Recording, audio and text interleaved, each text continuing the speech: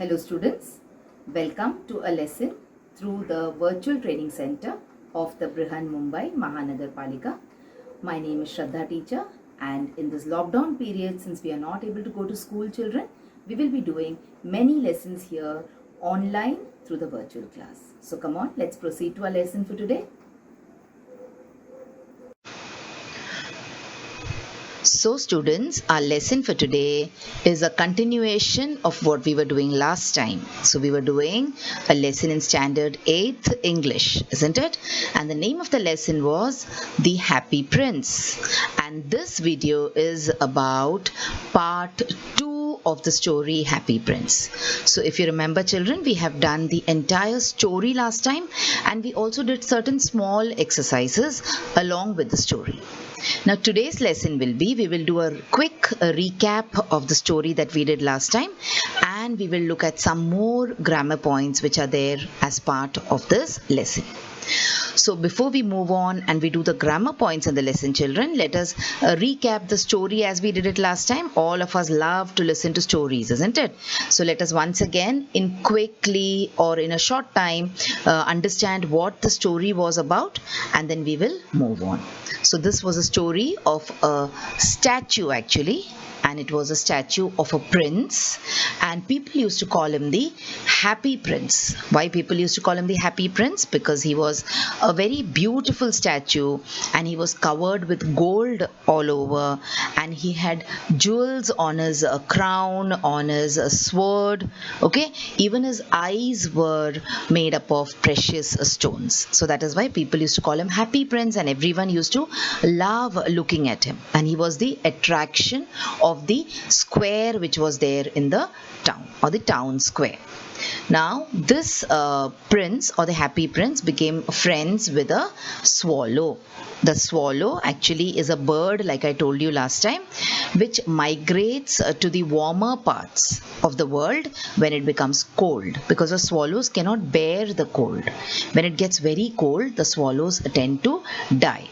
But this particular swallow and our Happy Prince, they became very good friends, and the Happy Prince kept requesting the swallow to help him in doing some good deeds. Because remember, the Happy Prince was not a human. He could not move from one place to another.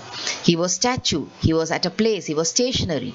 So he wanted the swallow to help him to help others. Okay. So whom did they help then? They helped the seamstress whose child was very sick. So the swallow went and gave the seamstress a part of the prince's body. Okay, that is a precious gem from his body.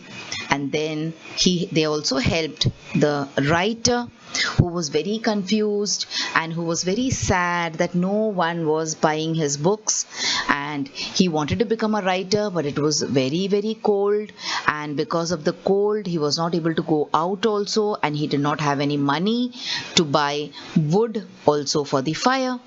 So our prince and our swallow, they helped this writer also by giving him one eye from the princess's statue. And then we had this little girl who used to sell eggs, and she broke all her eggs by mistake. Okay, and she was feeling very scared to go back home because her father would scold her now. So the Happy Prince helped this girl with his other eye also. And now the prince was blind, and slowly the prince could not give any jewels to others to help them. So the prince started stripping off, you can say, the gold plate from his body. He told the swallow to strip off the gold plate from his body and help as many poor, cold, hungry people as possible. Okay, so here we had the swallow who stayed back. The swallow did not go towards the warmer place because he wanted to help the prince.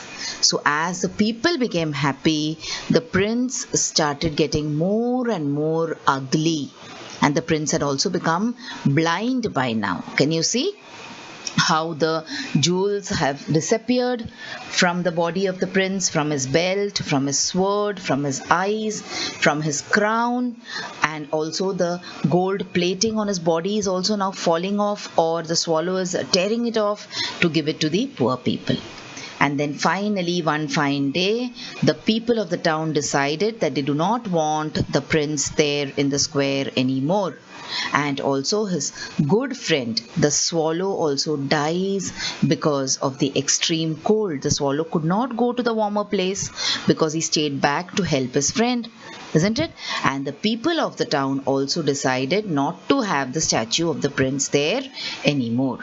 But God was very pleased with the swallow and with the prince. Why? Because they sacrificed their lives in order to make others happy. So that is why the name of the story is also Happy Prince, isn't it? God thought that it is better to make others happy than be happy yourself. And God was so pleased with the two of them that he gave them a permanent place in heaven. And the prince and the swallow, they lived on happily ever after in heaven. So the two friends were united, and the two friends continued to help people from heaven also. So this was the beautiful, heartwarming story of the Happy Prince and the Swallow. It was a story about mercy, about kindness, okay, about friendship, about loyalty that we saw last time. Now, children, in this part of the lesson today, we are going to talk about grammar, I had told you. So, we will look at first an exercise from the vocabulary part of English, and then we will look at a grammar point. So, whatever we will do here, whether it is a vocabulary exercise or an exercise in grammar, it will all be from your textbook. Okay? So, let us look at what is the next part of our lesson. So, we are supposed to find out homophones. So in the story there might be many words, and we are supposed to find out the homophones for the following words.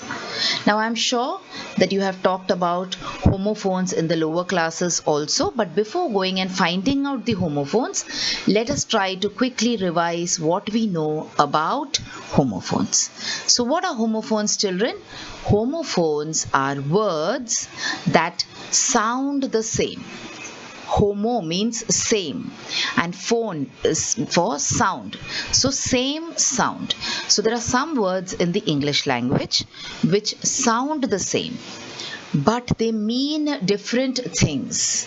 So meaning is different, okay? Only the sound of the word is the same, and the meaning is different, and spelling is also different. So these kind of words are called homophones. So now do you remember what homophones are? We have learned them before also, isn't it? So see, there and there. The way you say it is the same. T-H-E-I-R there and T-H-E-R-E there. So T-H-E-I-R there is a possessive pronoun. And T-H-E-R-E there is when you are indicating the place of something. Okay, where is that thing? That thing is there. All right, and then you have where, and then you have where. W-H-E-R-E, where is a W-H question word. Where? Kaha, the location. Okay, and W-E-A-R, where means to wear something, to cover your body with something. When you wear a shirt, what do? You cover your body with a shirt. So can you see? They sound the same, there and there, but they are different in the meaning also, and they are spelt also differently. The same way, W-H-E-R-E where and W-E-A-R where. Okay, so you need to practice to make sure that you use the right one in your writing.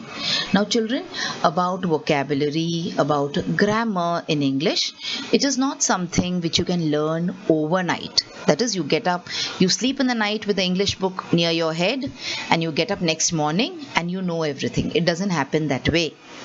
You have to keep on practicing to make your grammar perfect. You have to keep on reading to improve your vocabulary. Okay, so this is the meaning, and this is an example of homophones. Let us look at a few more meanings of homophones to make the idea clearer to you. So see here, sun and sun. So the first sun is the sun which is there in the sky, shining brightly for us, giving us light, heat, okay, and sustaining life on this earth. That is sun, sun. The other one is son, son, son. Now all the boys who are there in your class are somebody's sons. Okay, your father is the son of your grandfather. Your brother is the son of your father. So that son, okay, beta as we say in Hindi. So these two are homophones, sun son, son son. Meaning is different as well as spelling is different, but look at the sound, they are the same. Okay, a few more examples. See, see and see. So one see is the you can say action of looking at something. So John is waiting to see Santa. So John is waiting because he wants to see Santa Claus. And the second one, see, sea turtles swim deep in the ocean. Sea turtles. So they are a kind of amphibians which live in the ocean and they swim very deep in the ocean. So two words, SEEC, SEAC. Both of them are homophones. Okay. Next, one last example, wait, wait. So one wait is the action of waiting for someone, for waiting for the bus. Now here there is an indication of a bus there behind. So this person is probably waiting for the bus to arrive. And the other weight is the mass of your body. That is how much is your weight when you stand on a weighing scale. Alright, so these are some examples of homophones. Some of them, the two words which sound the same, but they are different in meaning and they're different in spelling. One can be a preposition, the other can be a pronoun. Okay, so depends on what the word is. So this was about the general idea of what are homophones, so you can be prepared to find examples to the exercise which is there in your textbook. So this is the exercise in our textbook. So come on, let's see whether you're able to find answers to this. So children, like I say always, and I keep on repeating this all the time, now this is a lesson which is not in the interactive format, okay? I cannot ask you a question and wait for your answer. So when I tell you, okay, come on, let's find the answers to these, so you have to pause the video and you have to try and search for these answers so that you can come back and check with my answers.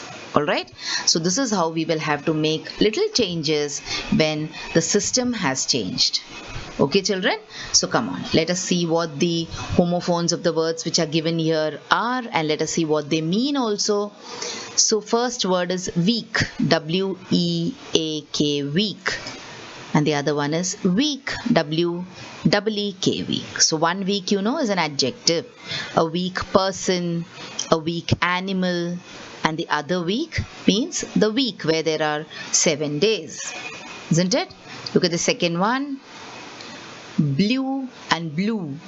Here there is a slight sound and a difference in sound, children, but if you listen very carefully and if you know the correct pronunciations of English, then you will be able to detect this. So one is blue and the other one is blue. So one blue means the action of blowing something, and the other blue is the color blue.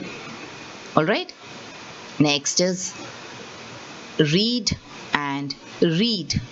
So one read is the action of reading, the other read is a kind of plant, unwanted plant you can say, or a plant which is like a grass, a reed. Okay, next one is know and know. We all know the meanings of these two words. So one is to know something, to have knowledge of something, to be aware of something, and the other one is a refusal. When you're saying no, then you have through and through. One is the action and the other is the preposition.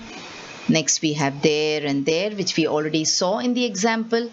We also saw see and see in the example. Look at the next one, waste and waste. Here also there is a slight difference in sound if you listen carefully. One is waste, one is waste, but we are taking them as homophones, okay? So one waste means to throw something away, and the other waste is a part of your body. Then you have knot and knot. So one knot is the knot which you tie to secure something, and the other knot means no. And then you have right and right, or there could be one more. You can say homophones for this, WRITE, right. So here right means one right is correct, RIGHT, right means correct, and the other right, RITE, right, is like rites and rituals, isn't it? Some tradition, puja part which we do, that is a rite. Okay, so these are homophones from the words which are there in your textbook, or homophones for the words which are part of your textbook. So hope this exercise was clear to you. So like I told you, this was a vocabulary exercise from the lesson The Happy Prince. Now let us go to the grammar exercise from this particular lesson. Now children, last time when we looked at the previous lesson, that is we talked about the lesson on APJ Abdul Kalam sir, 3 visions for India, we learnt about verbs, and we understood that verbs are of 2 types, finite verbs and non-finite verbs. And if you remember, we did finite verbs in detail in that part of the lesson, in that particular lesson. In this lesson now, we will be talking about the non-finite verbs. But before we go to the non-finite verbs, let us quickly revise or jog our minds about what are finite verbs, and then we will move on and we will look at the non-finite verbs. Now there are 3, okay, to be done. We have participle, we have gerund, and we have infinitives. So that we will see in today's lesson. Finite verbs we will quickly revise and then we will move on. So what are finite verbs in English grammar? A finite verb is a form of a verb that does what? That shows agreement with a subject and is also marked for tense. So a finite verb is actually the word which acts as a verb. It performs some action and it agrees with the subject. That is, it has got some kind of, you can say, association with the subject. It is not independent from the subject, and it is also marked for tense. Okay, so if there is just one verb in a sentence, then that particular verb is finite.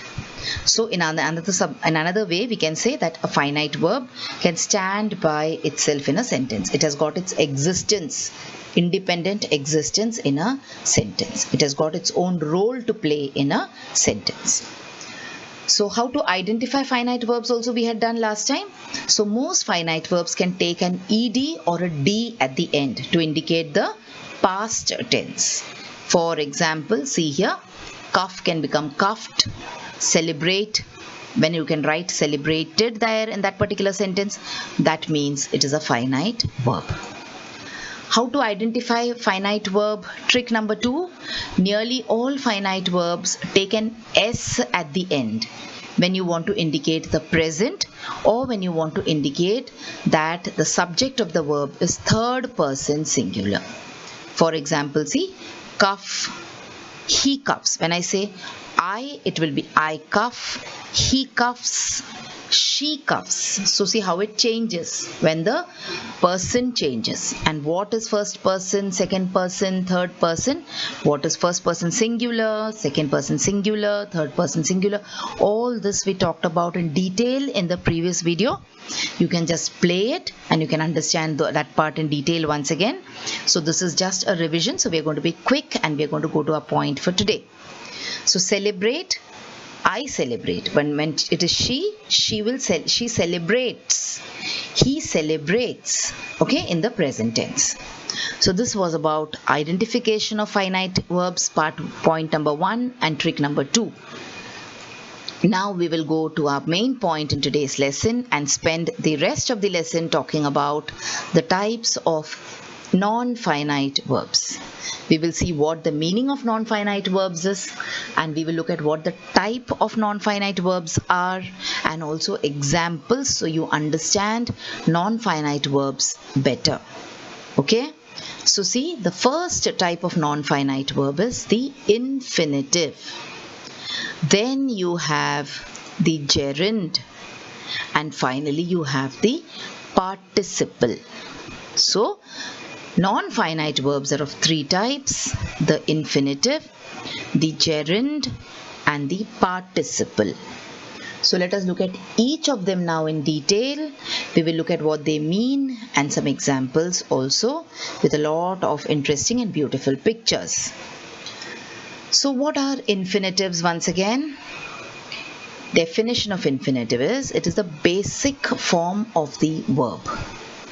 Example: see, in, became to see, let him see, to live, to love, to learn.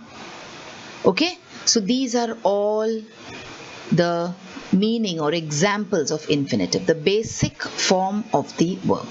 The verb form which you will be able to see in the dictionary is the infinitive. See, one more you can say way you can explain what infinitives are.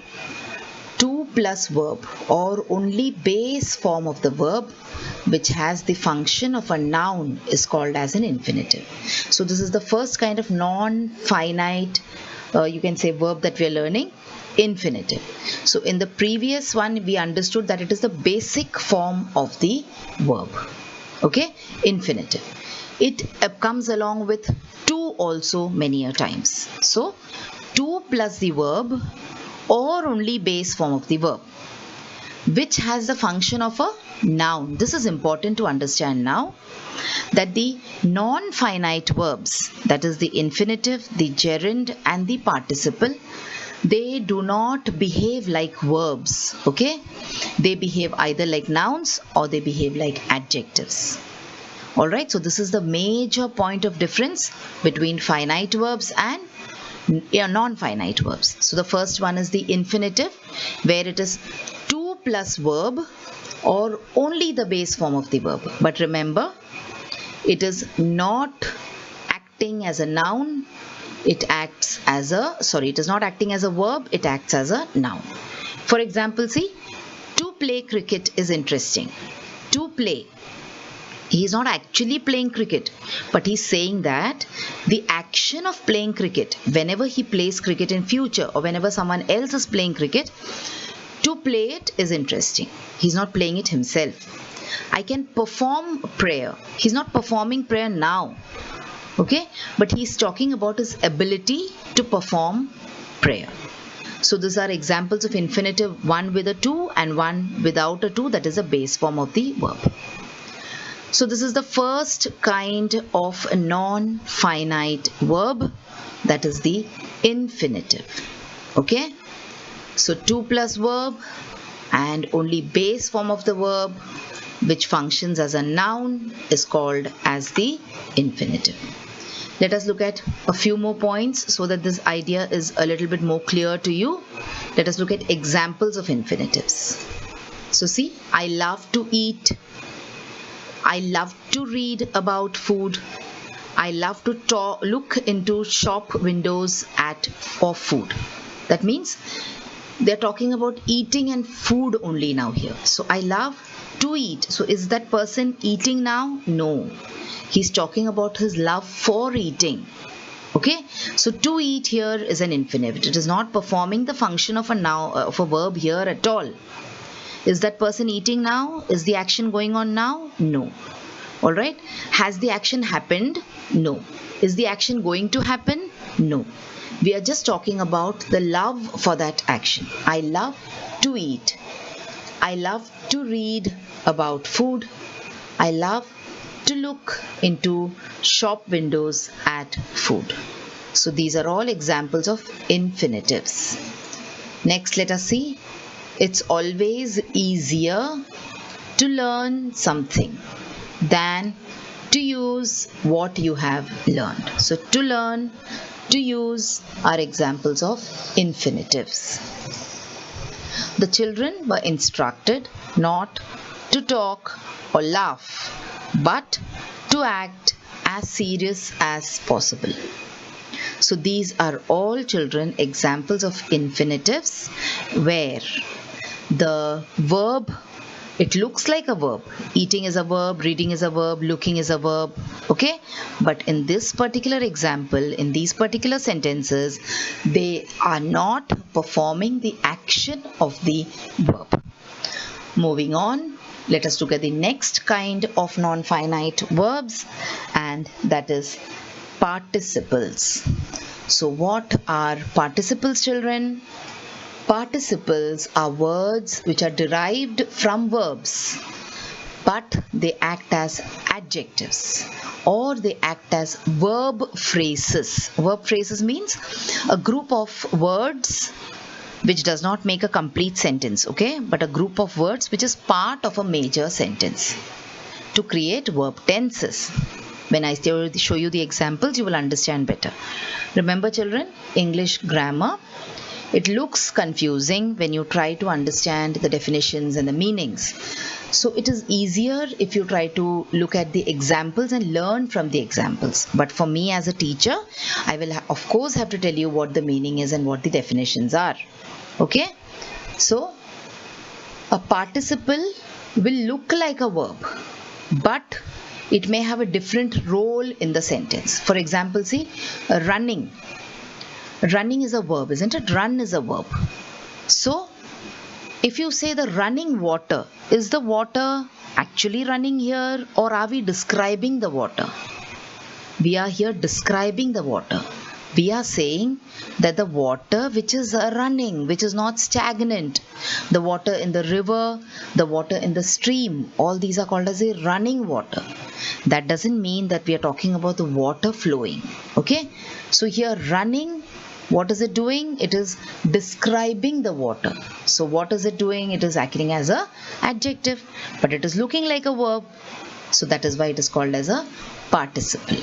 So verbs which look like verbs, words which look like verbs, but they do not act like verbs, but they act like adjectives, are called as participles.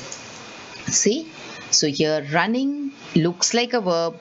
We have learnt from our lower classes that run is an action, but here the verb or the word run is not used to show the action, but to show the kind or to show the description of the noun here, that is water. Okay? So that is why it is called as a participle. Now there are three kinds of participles in English. So remember, what are we doing now? We are doing non-finite verbs. We have talked about the non-finite verbs, and I told you that there are three types of non-finite verbs. The first one we talked about, the infinitives. Second is the participles. Now participles also are of three types: the present participle, the past participle, and the perfect participle. Now the first two types, that is the present participle and the past participle, have been explained in the textbook with examples. I will explain it to you properly. Perfect participle also, of course, we will take a look at. We will not ignore that also, even if it is not there in the textbook. So see, present participle means what?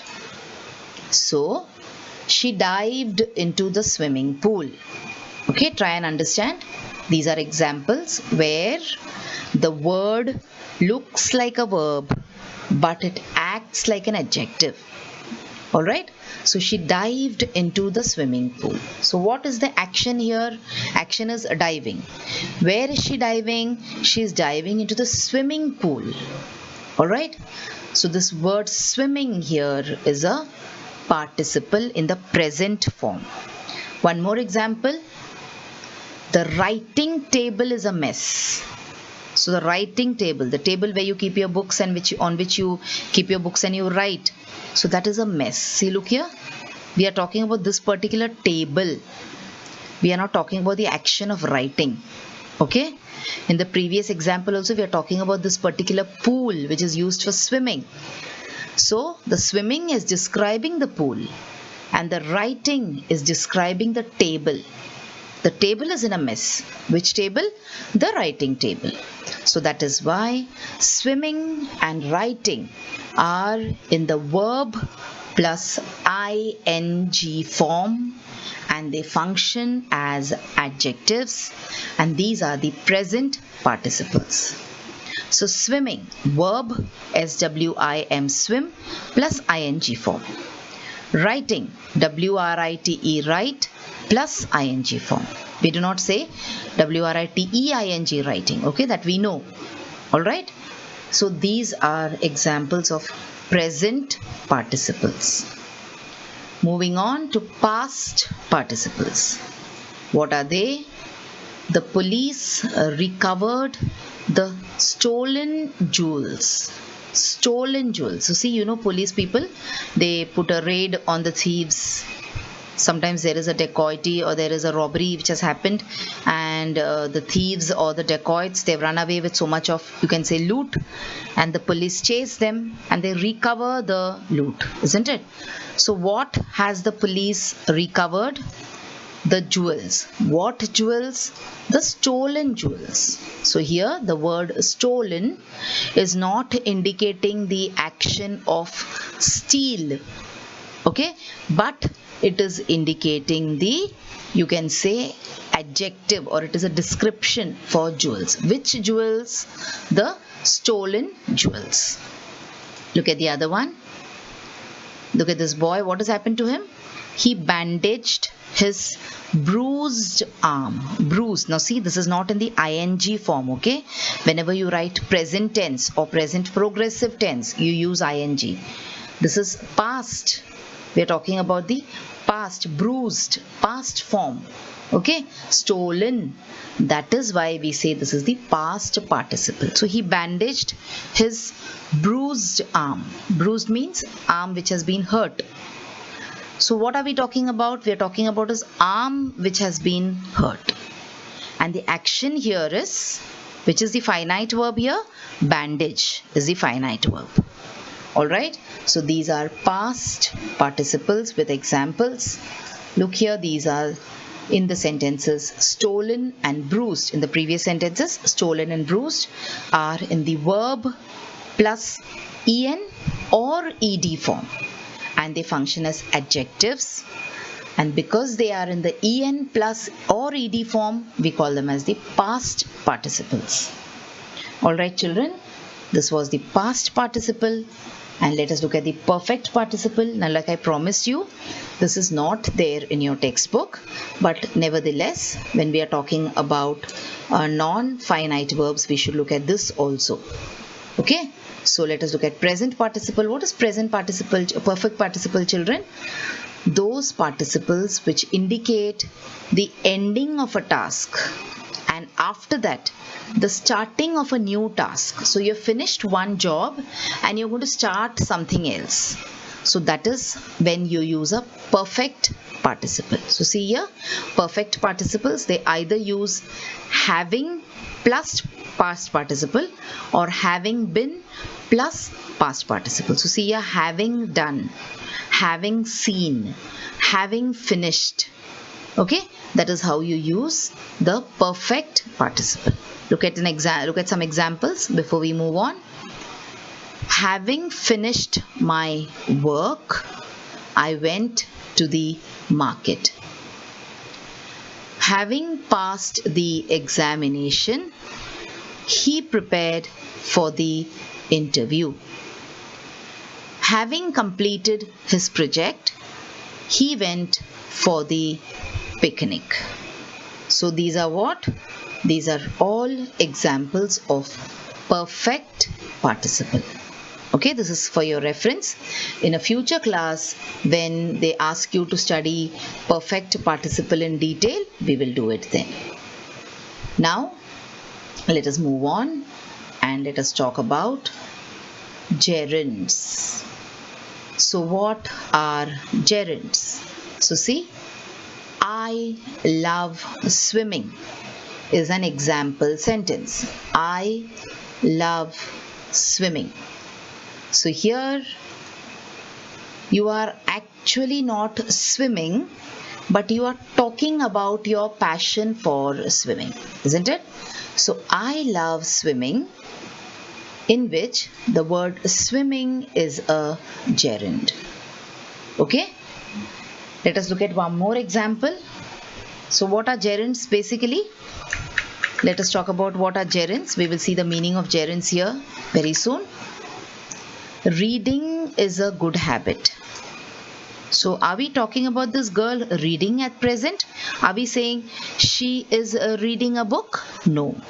We are talking about reading as a habit. So here, reading and swimming, both of these, they are acting as nouns. Okay, they're acting as the subject or they're acting as the object. So the verb plus the ing form, when they function as a noun, then it is called as gerunds. So the verb with the to plus verb, when it functions as a noun, we called it as the, what did we call it? We call it as the infinitive, isn't it? And when we talk about verb plus ing form, which acts as a noun, then it is called as a gerund. Okay, so let us look at various examples of gerunds here now. So reading is relaxing. So you're not talking about the action of reading, but you're talking about the activity of reading. All right, moving on. Writing is an exchange of ideas. Okay, her occupation is writing. So what is she? She's a writer and her occupation is writing. She's not writing at the moment. Then you have, let's go dancing at the club tonight. So here we are planning to go to dance. We are not dancing at the moment. I delayed telling Jerry the bad news. Okay. So these are all examples of gerunds where the verb is in the ing form and it acts as a noun. Now, after we do all this explanation from the textbook, we know that there is always an exercise which comes up to check whether we have understood these ideas. So this is that particular exercise from your textbook where they have asked you to underline the infinitives, participles and gerunds and to say whether they are infinitives, they are participles or they are gerunds. So the underlining is already done for us. We have to just read it and try to find out and ascertain whether they are infinitives or whether they are past or present participles or they are gerunds. So I wish to go to Egypt. So to go here is an infinitive. They liked his written stories. So see, it has got the en form. The verb plus the en form and the ed form is the past participle, isn't it? We learned it now. So it is the past participle. He is trying to finish a story. So whenever there is a to with the base form of a verb, it is an infinitive. Suffering is stranger than anything. So we are talking about the process of suffering here. So it is a gerund. The dying swallow fell at his feet. So dying, it is an adjective. It is acting as an adjective. Plus it is the verb plus ing form. So it is the present participle. He began to cry. Now this is the most simple one, isn't it? Whenever there is a to, you can say that safely that it is an infinitive. He watched the working seamen. Whom did he watch? The seamen who were working. So the verb plus the ing form acting as an adjective, present participle. Okay children, so this was our lesson for today. We did a quick recap of the story The Happy Prince, and then we looked at the vocabulary exercise on homophones, and then we talked about the non-finite verbs. But before that, we quickly saw what are finite verbs and how to identify finite verbs. Now I know the video has gone a little long, but when the concepts are a little difficult, we might require a little bit more of time to explain it. So this was what we did in our lesson for today.